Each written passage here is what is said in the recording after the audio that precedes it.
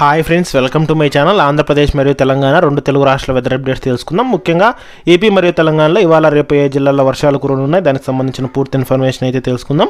Video అయితే చివరి వరకు చూడండి. వీడియోలోని ఇన్ఫర్మేషన్ నచ్చినట్లయితే ఛానల్ని సబ్స్క్రైబ్ చేసుకోండి. ఇక లేట్ చేయకుండా టాపిక్లోకి అయితే వెళ్ళిపోదాము.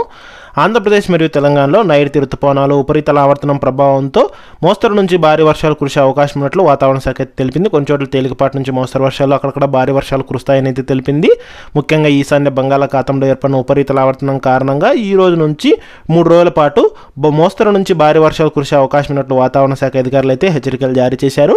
ఇక ఆంధ్రప్రదేశ్ రాష్ట్రంలో చూసుకున్నట్లయితే ముఖ్యంగా ఇవాళ రేపు అల్లూరి సీతారామరాజు, పార్వతీపురం మన్యం, కోనసీమ, కాకినాడ, అనకాపల్లి, ఏలూరు, తూర్పుగోదావరి, నంద్యాల, కర్నూలు, ప్రకాశం, నెల్లూరు, కృష్ణా, ఎన్టీఆర్, వైఎస్ఆర్ కడప, తిరుపతి, శ్రీ సత్యసాయి, అన్నమయ్య, అనంతపురం జిల్లాల్లో తేలికపాటి నుంచి మోస్తరు వర్షాలు, అక్కడక్కడ భారీ వర్షాలు కురిసే అవకాశం ఉన్నట్లు వాతావరణ శాఖ అధికారులు అయితే హెచ్చరికలు జారీ చేశారు.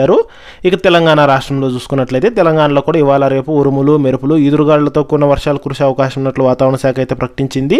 ముఖ్యంగా పలు ప్రాంతాల్లో 30 నుంచి 40 కిలోమీటర్ల వేగంతో ఈదురుగాలులు వీస్తాయని హైదరాబాద్ వాతావరణ కేంద్రం అయితే తెలిపింది.